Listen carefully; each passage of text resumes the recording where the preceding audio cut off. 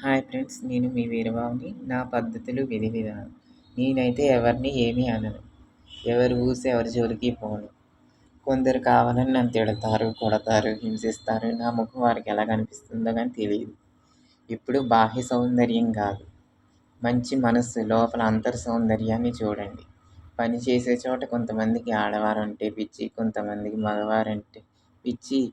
ఏ, అలా ఇలాగా కొందరు దొంగలు, కొందరు గొడవలు పెట్టేవారు అన్ని రకాలుగా ఉంటారు. కానీ మేము ఎవరి విషయాల్లో జోక్యం చేసుకోము. ఎవరు ఎలా పోయినా పట్టించుకోము. వాళ్ళకి నచ్చినట్టు ఉంటారు, తింటారు, తిరుగుతారు. అది వాళ్ళ పర్సనల్ థింగ్స్, పర్సనల్ లైఫ్. అంతేగాని ఏ పాపం చేయని, ఏ తప్పు చేయని వారిని బయటికి ఎందుకు లాగుతారు?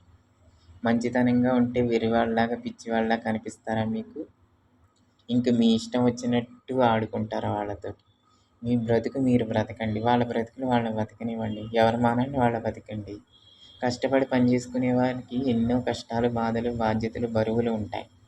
ఒకరిని ఒకరు అర్థం చేసుకుని ఎవరి కర్తవ్యాలు వారు నిర్వర్తించుకోవాలి. ఇలా జరుగుతాయి కూడా చాలా చోట్ల. ప్రతి మానవుడు శాంతిగా, సుఖంగా, ఆనందంగా బ్రతకాలనుకుంటాడు. కానీ మనశ్శాంతి, ప్రశాంతత కరువవుతాయి. కారణం మన చుట్టూ ఉన్న మనుషులు పరిస్థితిని బట్టి మార్పు చెందుతూ ఉంటారు. అందంగా బాగా జరిగే పనులకి మళ్ళీ జీవితానికి ఏదో ఒక అల్లరి, గొడవ, గందరగోళం, విసుగు, చికాకు కలిగించి ఏడిపిస్తారు.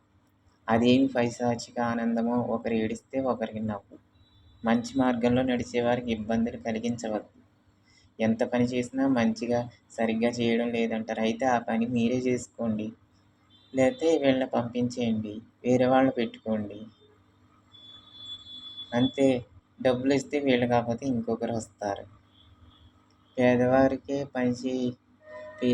చేయకపోతే ఏ దారి ఉండదు.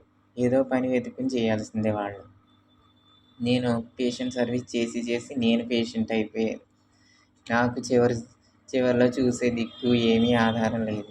అది చేస్తాం, ఇది చేస్తాం అని అన్ని పనులు చేయించుకుని వాడుకుని వదిలేస్తారు.